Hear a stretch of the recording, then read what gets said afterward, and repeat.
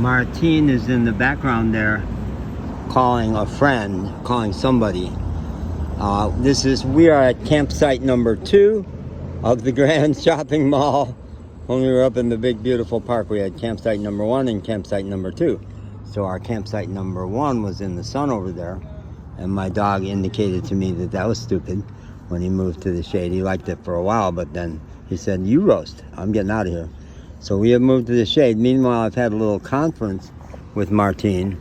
Here's the Grand, mostly grocery store. At the end there's Applebee's, and then fully is Muebles, furniture. Very nice store. And you can't see the blue sign back over there is the Cineplex, which was busy last night till 11:30. We were parked out here again last night. Second night in this essential parking spot. So the deal Martine says now is that his jack is not strong enough to lift my very heavy vehicle.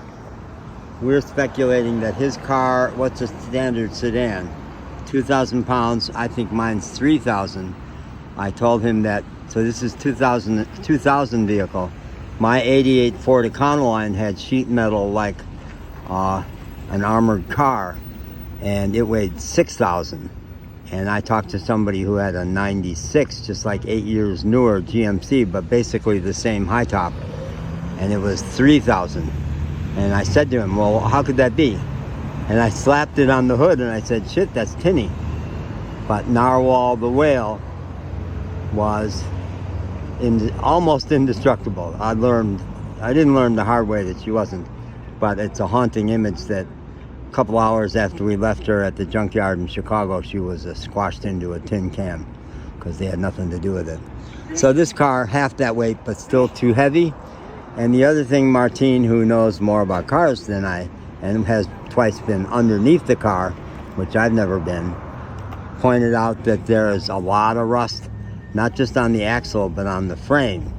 And I demonstrated my mechanical subtlety by saying, "So if we're driving down the road and the frame breaks, that's a bad thing, right?" He says, "Yeah, that's a bad thing." And I told him that Frank at Poncho Auto Electric in Harlingen said, he travels in Mexico all the time, and he said, "Your car has terrible suspension. You go airborne when you go over a big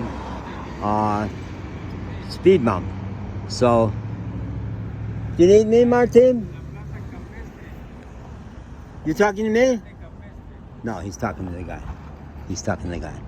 Classic mistake. I think people are talking to me when they're not. It's not about you, Macho. Just because he was aiming in my direction and yelling. He was looking at the sign, trying to describe where we are. So, I said, I feel pretty confident that this car can get us to Cozumel. I have to not drive over any medians. This Avenida here is not an expressway, but it's got 8 lanes. It's got 2 lanes on the inside, 2 lanes on the outside here, the local lanes, and then there's medians all over the fucking place, as you can see.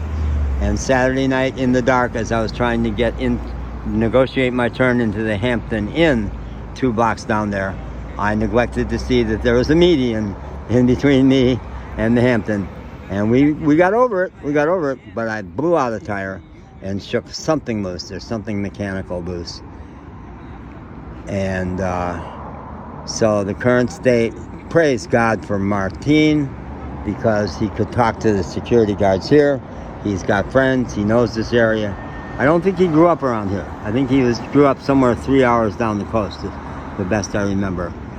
But he's calling up to see. He's got a mechanic who he thought could come out and take a look at why the car does not stay running. We could jump it and start it, but it wouldn't keep running. He thinks something mechanical is shaking loose. He's heading my way, so I got to talk to him. Bye-bye.